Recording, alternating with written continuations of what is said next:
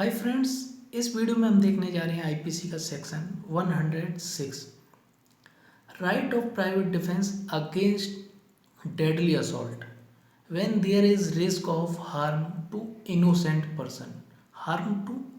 Person. घातक हमले के विरुद्ध प्राइवेट प्रतिरक्षा का अधिकार जबकि निर्दोष व्यक्तियों को अपहानि होने की जोखिम है।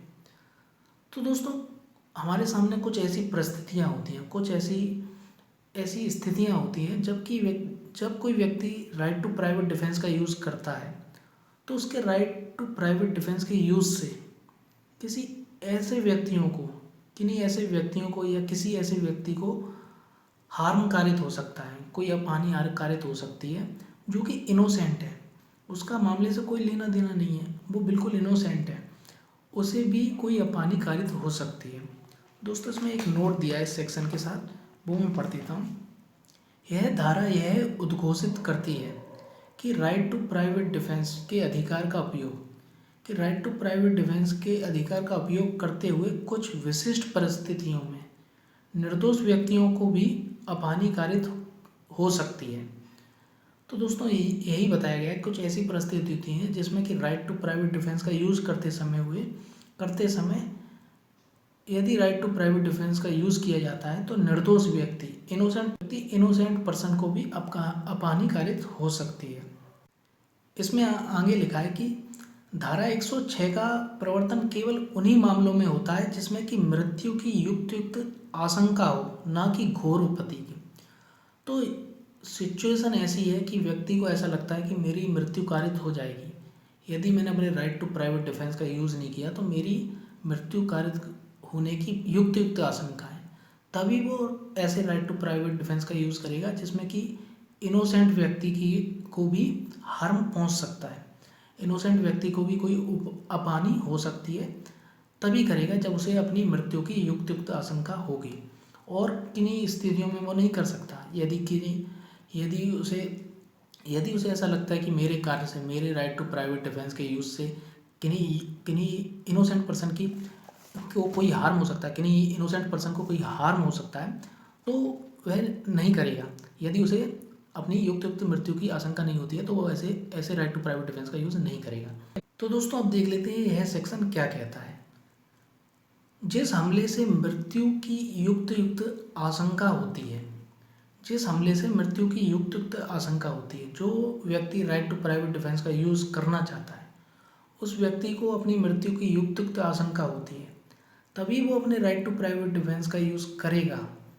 ऐसी स्थिति में जब उसे मालूम है कि मेरे राइट टू प्राइवेट डिफेंस से किन्हीं इनोसेंट पर्सन की मृत्यु कारित हो सकती है या कोई अन्य अपहानि कारित हो सकती है, तो वो तभी करेगा जब उसे अपनी मृत्यु की युक्त आशंका है। अदरवाइज़ वो अपने ऐसे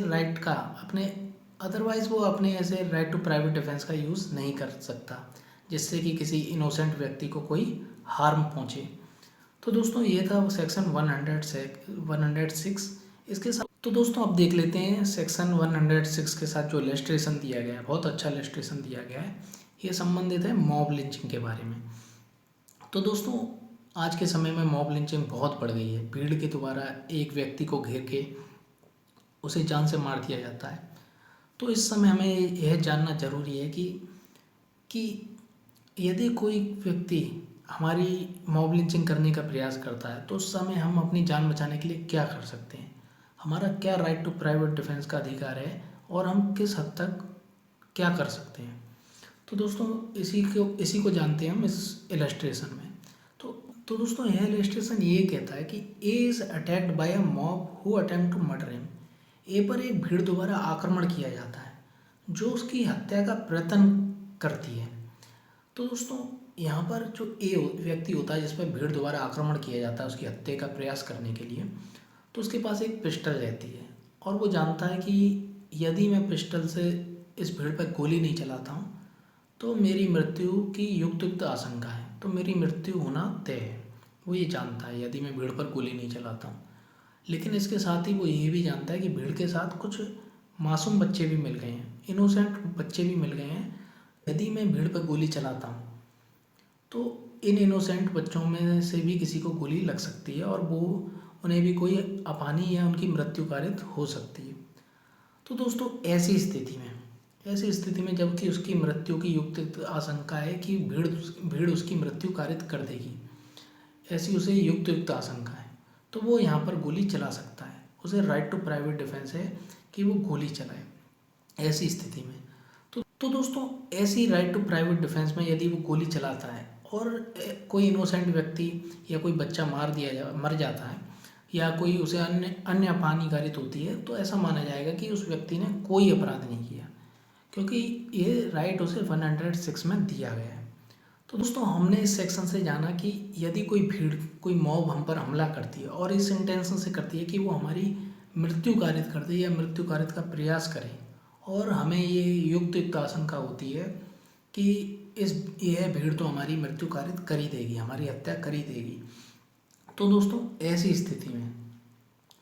स्थिति में आप अपनी आत्मरक्षा में, अपनी राइट टू प्राइवेट डिफेंस में, यदि आप पे पिस्टल है तो आप उस पर गोली फायर कर सकते हैं। आप फायरिंग कर सकते हैं उस भीड़ पर, क्योंकि आपको अपनी मृत्यु की युक्त आशंका है। यदि आपके हाथ में और कुछ है तो उसका भी यूज़ कर सकते हैं। आपके हाथ में पत्थर है तो उस भीड़ पर पत्थर भी मार सकते हैं, तो ये यूज़ कर सकते हैं यदि आपको अपनी मृत्यु की युक्त आशंका हो गई है कि ये भीड़ तो मुझे मार ही डालेगी। तो दोस्तों we hope that you understood very well that what this section 106 wants to say. So thank you very much. Please subscribe our channel and be continue with us. Thank you.